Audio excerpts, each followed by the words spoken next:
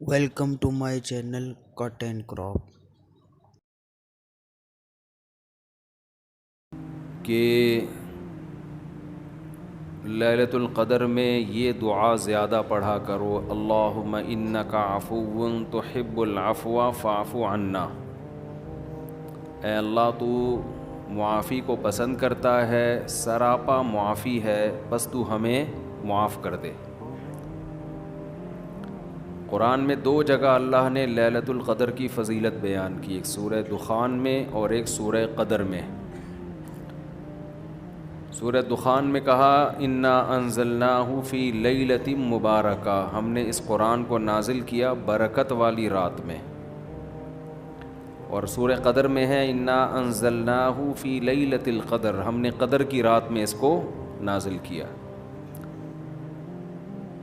اور دونوں جگہ قرآن میں ہے تنزل الملائکۃ والروح فیہا من کل امر باذن ربہم من کل امر، کہ فرشتے اس رات میں اللہ کے حکم کو لے کر نازل ہوتے ہیں۔ اور سورہ دخان میں کہا فیہا یفرق کل امر حکیم، ہر حکمت والے فیصلے اس رات میں کیے جاتے ہیں۔ تو یہ سب لیلۃ القدر کے بارے میں ہے، اس کو لوگ شب برات پر لے جاتے ہیں۔ اور قرآن میں ہے خیر من الف شہر، 1000 مہینے سے بہتر ہے۔ تو اس لیے لیلۃ القدر کو تلاش کرنا چاہیے، ہمیں متعین طور پر وہ بتائی نہیں گئی ہے، بتایا گیا تھا نبی صلی اللہ علیہ وسلم کو، لیکن آپ کو بھلا دیا گیا۔ اس میں حکمتیں ہیں، مصلحتیں ہیں۔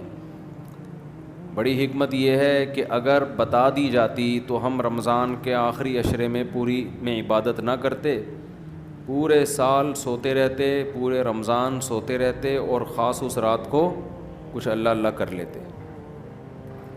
اور یہ بھی خطرہ تھا بتا دی جاتی تو اس میں گناہ کا عذاب بھی 1000 گنا، سینکڑوں گنا بڑھ جاتا، پھر حجت تمام ہو جاتی، پھر کوئی گناہگار یہ نہیں کہہ سکتا تھا کہ بھائی مجھے کیا پتا تھا آج لیلۃ القدر ہے۔ بڑا عذاب آ سکتا تھا اللہ کا، کوئی اس رات میں گناہ کرتا۔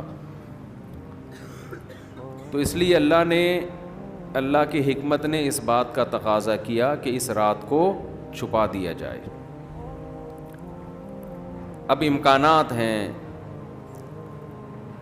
پہلی بات تو رمضان میں ہوگی، اتنی بات تو تقریباً یقینی ہے۔ دوسری بات رمضان کے آخری عشرے میں ہوگی، یہ بھی تقریباً یقینی ہے۔ اب آخری عشرے میں پھر ہمیں یقینی نہیں بتایا کون سی رات، یہ بتا دیا گیا کہ طاق راتوں میں، ان راتوں میں امکان زیادہ ہے۔ اور بعض حضرات کے نزدیک 27ویں میں امکان اور بھی زیادہ ہے، بعض حضرات کا موقف ہے، لیکن یقینی بات نہیں ہے۔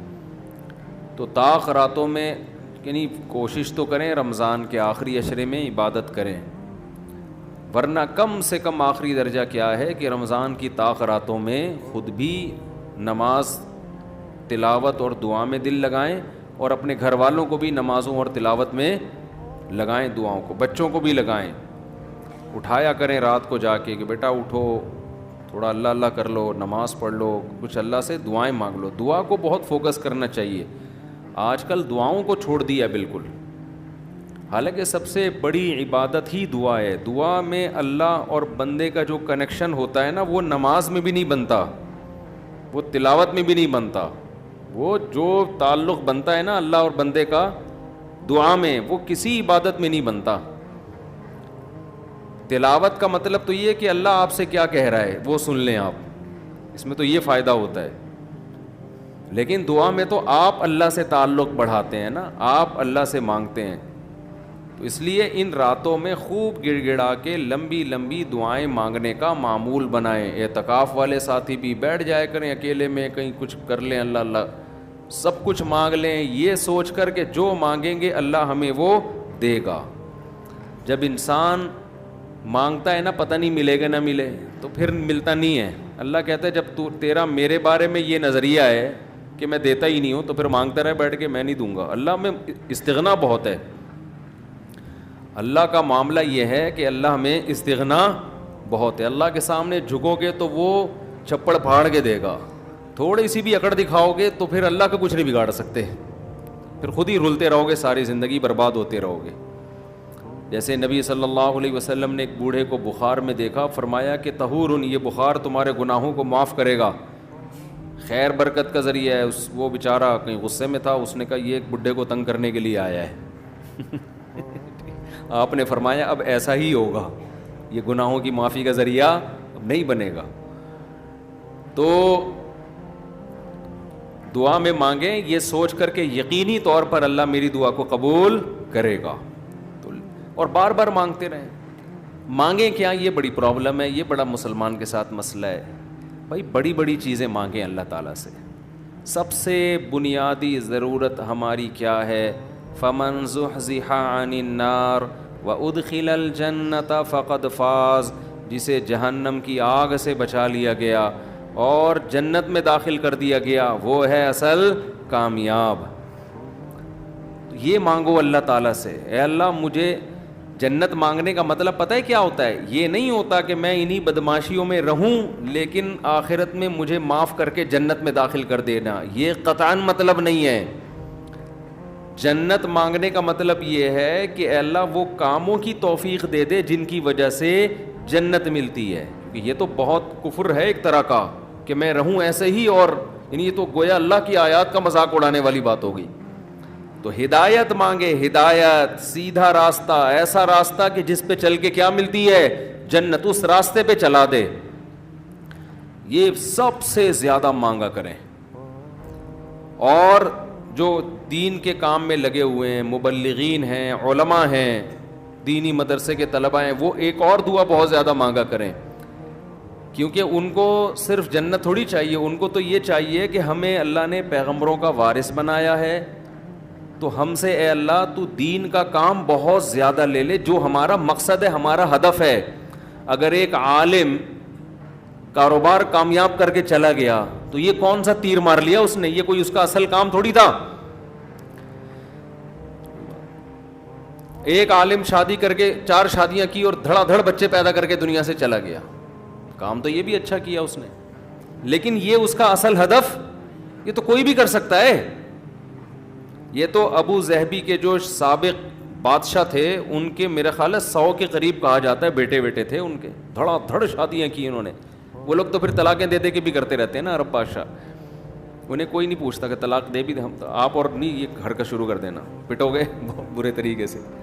اور ویسے بھی شریعت میں پسندیدہ کام نہیں ہے طلاق دینا, کہ عرب لوگوں کے پاس پیسہ بہت ہے, وہ بھائی ایک بیوی کو طلاق دی ہے, بھائی بنگلہ دے دیا, وہ خوش ہوتی ہے, چل بھائی بنگلہ ملا, پھر ایک اور شادی کی, تو ان کے ہو جاتے ہیں 100. تو عالم کا اصل کام کیا ہے؟ اللہ اس سے دین کا کام لے لے. جیسے پیغمبروں کو دنیا میں بھیجا گیا دین کی خدمت کے لیے, وہ اگر وہی نہ کریں تو پھر ان کا مقام اور مرتبہ ہے, ظاہر ہے ان کا مقام کس لیے؟ دین کی خدمت. تو جو دینی مدرسوں کے طلباء ہیں, علماء ہیں, ان کا تو یہ فرض ہے کہ اتنا مانگے اللہ سے کہ اللہ ہماری صلاحیتیں ضائع نہ ہوں, تو ہم سے دین کا بہت زیادہ کام لے لے. ایک عامی آدمی بھی یہ دعا مانگ سکتا ہے, لیکن طلباء اور علماء کے لیے اس کی اہمیت زیادہ ہے. تو اس میں ہمارے حضرت یہ دعا بتایا کرتے تھے, اے اللہ اخلاص کے ساتھ کام لے لے دین کا, کیونکہ دین کے کام میں بہت دفعہ ریاکاری آتی ہے.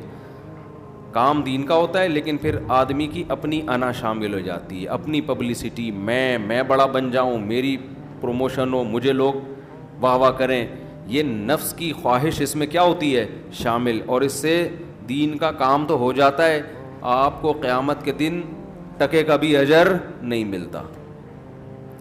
کیوں؟ حدیث میں آتا ہے ان اللہ رب یؤید ھذا الدین برجل فاجر او کما قال صلی اللہ علیہ وسلم, اللہ بعض دفعہ کسی فاسق سے بھی دین کا کام لے لیتے ہیں. اس کا اللہ کی نظر میں مقام نہیں ہوتا, لیکن بعض دفعہ کام اللہ اس سے لے لیتے ہیں, ہو جاتا ہے, لیکن مقبول نہیں ہوتا وہ. تو اخلاص کے ساتھ دین کے کام کی اللہ توفیق دے. کس کے ساتھ؟ اخلاص. دوسرا عافیت کے ساتھ.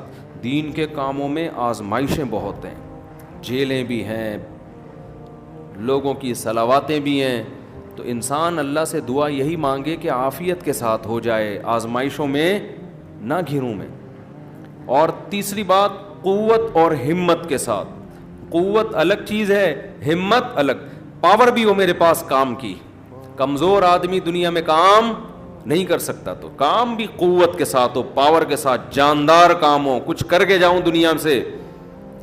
لوگ کہیں بھائی، لوگ کہیں نہ کہیں، اللہ کہے کہ کچھ کر کے گیا ہے. لوگوں کو بعض دفعہ پتہ ہی نہیں ہوتا، کر کوئی اور رہا ہوتا ہے، کیش کوئی اور کرا رہا ہوتا ہے. تو اللہ کو پتہ ہے، اللہ کہے کہ واقعی تو کچھ کر کے آیا ہے. اور چوتھا، ہمت کے ساتھ.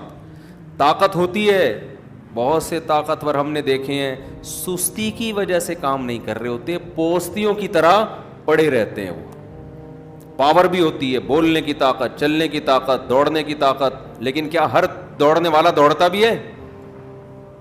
اس کے لیے ہمت بھی تو چاہیے نا.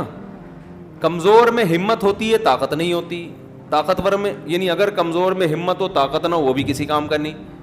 آپ میں طاقت ہے مگر ہمت نہیں ہے، آپ بھی کسی کام کے نہیں ہیں. تو ہمت کے ساتھ، تو یہ 4 الفاظ کے ساتھ دعا مانگا کریں.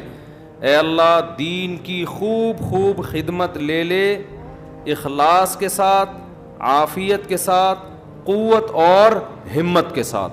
اتنی خدمت کہ میں دین کے کاموں میں کسی سے پیچھے نہ رہوں، کیونکہ مقابلہ ہے، کمپٹیشن ہے. For watching, please subscribe my channel Cut and Crop.